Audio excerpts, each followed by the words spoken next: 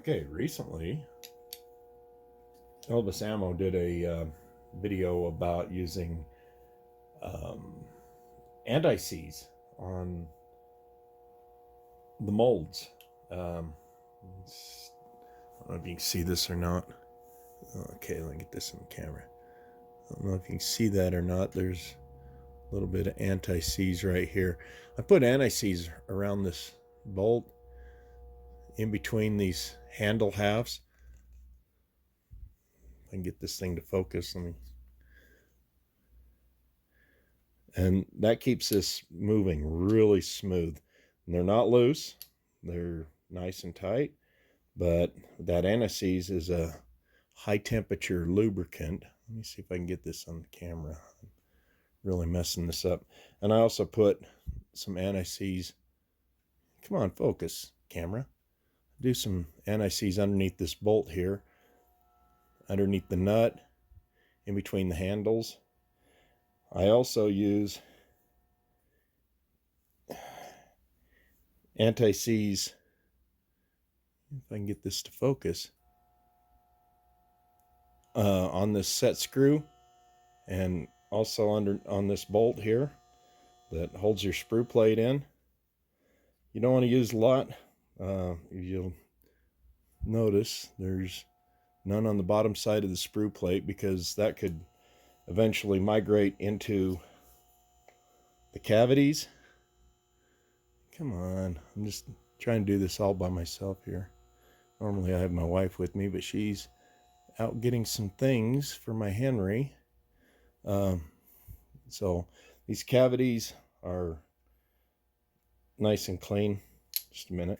Anyway, this is the number 38 150 semi-wad cutter, and you can see this thing is brand new, even though it was made in the 80s. I also put some anti-seize on these pins that go down through here and on the screw threads.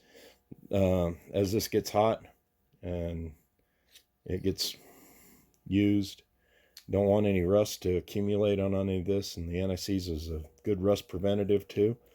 So as you'll see, these mold halves are nice and smooth. I have anti-seize in here. Try and roll in some pictures of how I cleaned up these handles. But these were used handles, and as you can see now, they look like brand new. I have just a smear of anti-seize on these. And then I also have, I don't know if this is going to focus. Probably not.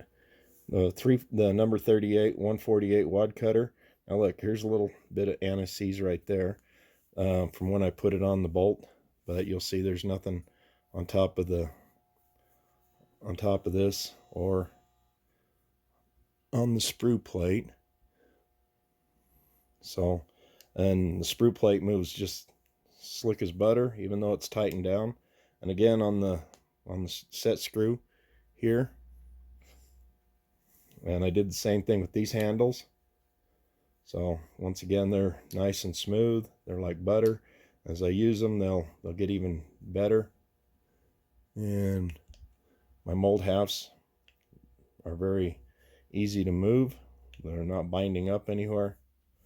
So this was a used mold. Let me see if I can get that in frame. And it's a button nose wad cutter. So while my pot's heating up, I thought I'd show you this. I'm going to do a little casting today. Yeah, there's a little bit of anti-seize in there. You see the silver.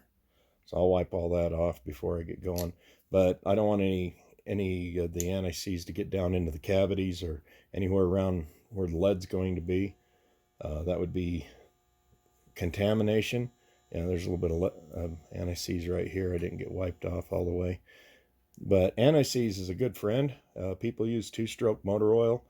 The trouble with that is as it gets hot, it will migrate, and eventually it will get down into the cavities. So, you know, again, Elvis Ammo, he has a good video out just recently. Go check him out. He shows how to do this. I did these about 3 weeks ago, and I just haven't had the time to do any casting.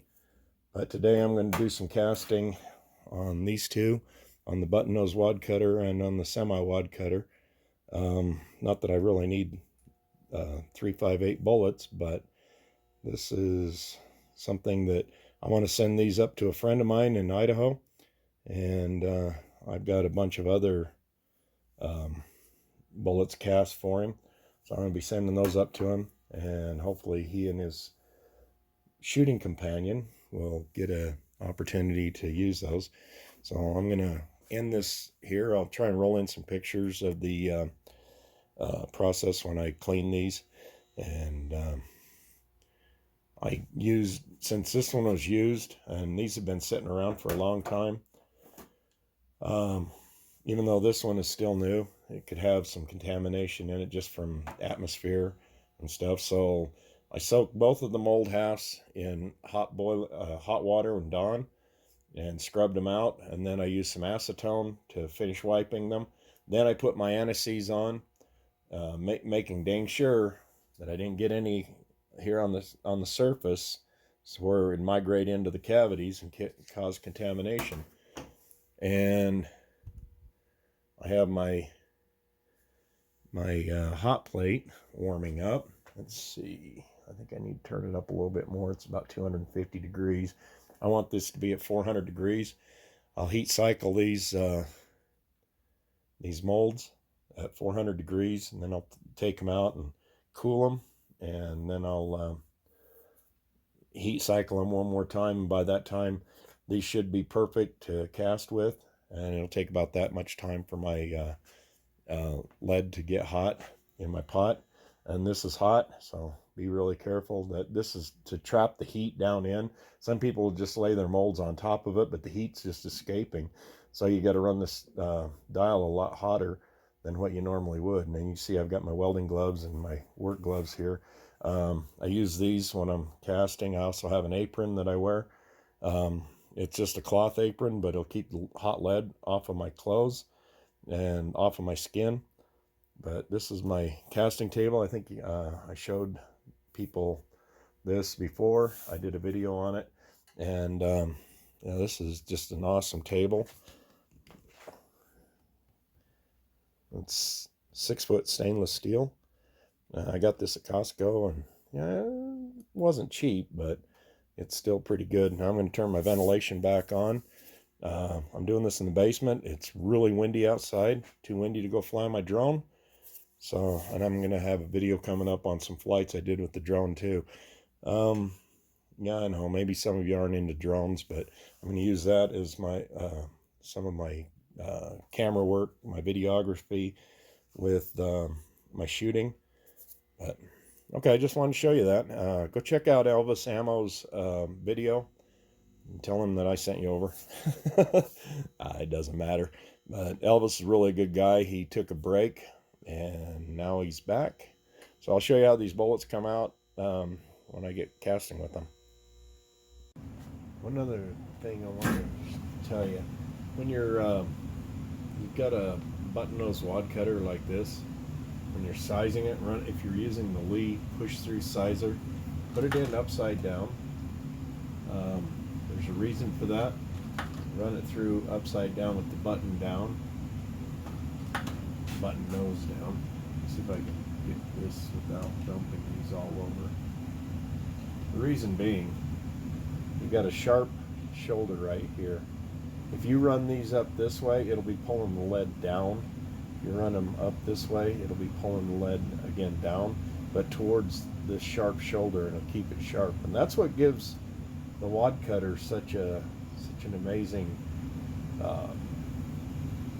ability to cut through paper so crisp, is this sharp shoulder right here.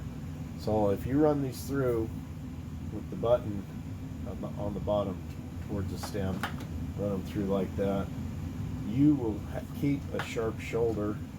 If you run them through with the button up, you're going to blunt that shoulder just a little bit. And I don't know if anybody's ever explained that to anybody or not. Now, double-edged wad cutters, they're rounded pretty much on both ends, so it won't really make any difference. But full wad cutter with the button nose like this. Yeah, something that an old timer once showed me, and I started sizing these, and I thought, oh gee, I just remembered that lesson, so I wanted to pass it on. Some of you may think I'm full of something, but try it sometimes and see which way you get the sharper shoulders. So, okay, well, there's a couple hundred right there. That, not 150, 160, something like that. Of those, and then I've got the semi-wad cutters. I've already run those through the sizer. They're all done. So now off to powder coat. Thanks.